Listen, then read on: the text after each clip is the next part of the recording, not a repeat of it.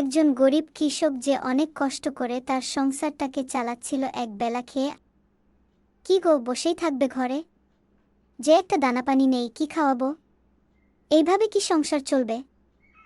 কি করব বলো, কত জায়গায় করলাম কিন্তু কেউই কাজ দিতেছে না।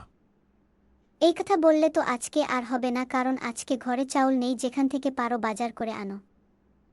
কি যে করব, কোথায় যে যাব, কার কাছে গেলে টাকা পাবো কিছুই বুঝতেছি না। এবেলা যদি বাজার করে না নিতে পারি তাহলে সবাই অনাহারে থাকব, কারো পেটে খাবার জুটবে না।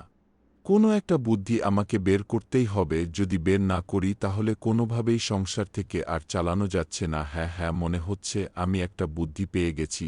আমার তো একটা জমি আছে যেটা পড়ে আছে, কোনো কাজে লাগছে না। আমি ওইটাকে ভালোমতো মাটি কেটে ওইখানে আমি ফসল ফলাবো, এবং আমি এটার পিছনে অনেক পরিশ্রম করব এবং সেখান থেকে আমি অনেক টাকা উপার্জন করব। যাই যাই, আমি এখনই বাসায় যাই, আর বাসায় গিয়ে আমার একটা কোদাল আছে সেটাকে নিয়ে আসে। আজকে আমি সারাদিন এই মাঠে চাষ করার জন্য উপযুক্ত করে ফেলব, এবং আজকে যদি আমি এই মাঠটাকে উপযুক্ত করতে পারি তাহলে কালকে আমি মাঠে বীজ ফালাতে পারব। যেই কথা সেই কাজ, কৃষক মাঠের মাটিকে কোপাতে থাকলো এবং চাষের জন্য উপযুক্ত করতে শুরু করলো।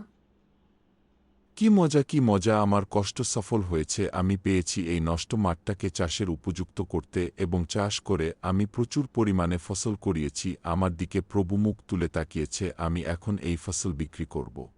ভাই, তোমার মাটি তো খুব সুন্দর ফসল হয়েছে এবং আমি তোমার সব ফসলগুলোকে কিনে নিতে চাই।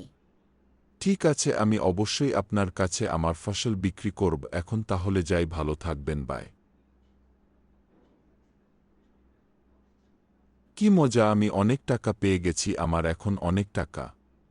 কি গো, আমাদের এই নতুন বাড়িটা তুমি আমাকে কিনে দিলে, এতে আমি অনেক খুশি হয়েছি। এখন আমরা বুঝতে পারছি যে পরিশ্রম করলে সবকিছু করা সম্ভব। নষ্ট জমিতে ফসল ফলিয়ে তুমি দেখিয়ে দিয়েছো যে পরিশ্রম সফলতার চাবিকাঠি।